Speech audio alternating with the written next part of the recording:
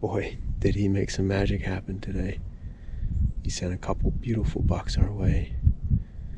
Something super special about this place and really, honestly magical.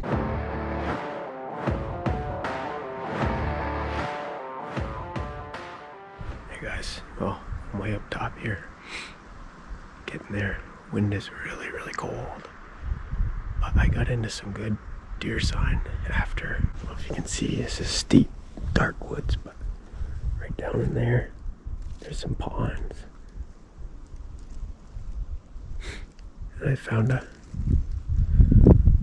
looking just down over that ledge, or over that little rock. A good one this year. And then I just looked and there's a bed right here. So there's a deer here, probably a buck, out by himself. Well, I found some more buck sign. This wind is brutal today, but it's good. It's covering my sound. So I found a couple of his beds and where he's been pawing and working around at night. There's been a few deer in here, but there's a buck. Different buck than the one we saw this morning. But there's definitely a few good ones around here. Come check this hooking out over here.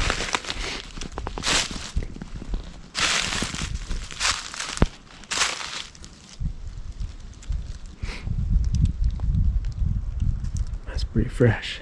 I don't see much for points hitting, so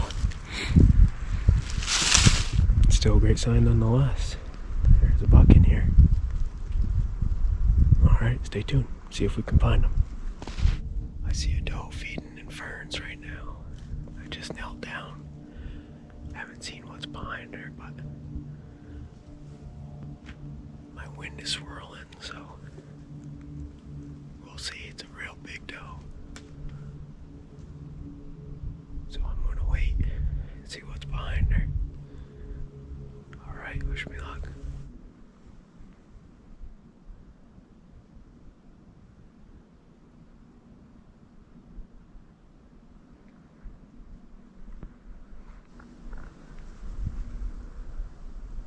I see another deer right there. Big doe. Doe number 2. Okay. Where's your boyfriend? Gee, that's a huge doe. Wow.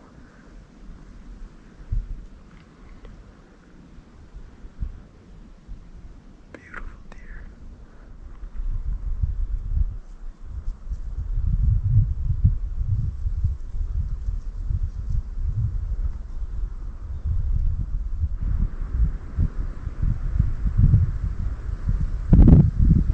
It's a buck. Buck right there. He had a wide rack, but it didn't look very big. Wide 4-point, maybe 6. I'm hoping he steps right out where that doe just got kicked up. He's nosing her.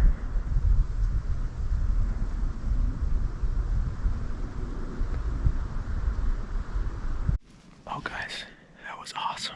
I don't know how much I got on film. My battery died on the GoPro. Batteries are just getting the life sucked out of them, and it died while I was running film there. But it ended up being 2 doe, like I thought. And I could hear another one down below. So I waited. I couldn't see over this here, but I could hear him down there. He was coming up, and there was one doe bedded right here. And then another one was up feeding up above him. And he came up, grunting up a storm. And he was tending those 2 doe, trying to harass him. And he kicked that one out of her bed. And she came towards me this way. And I saw him when he stood right in her bed and smelled it. And he was lip curling and nose in the air. And I saw his beam. I counted 3 on that one side, but they were pretty small points. He wasn't super heavy. Maybe 2.5, 3.5 measurements on him. And his body wasn't real big. He might have been 145, 150. That'd be my guess. Beautiful buck though. Beautiful buck in Vermont. I'm not denying that, but he looked like a wide 5-point. He looped around that one and then went and harassed the other doe up above. And he came towards me, and I could have shot him 10 times over. I had him quartering to me, head down, and then he picked his head up, and I had his shoulder over and over and over. And I almost did it, but there's a reason I didn't. I know there's a lot of season left, snow on the way. But man, what an exciting first day here. Mike and I both saw bucks.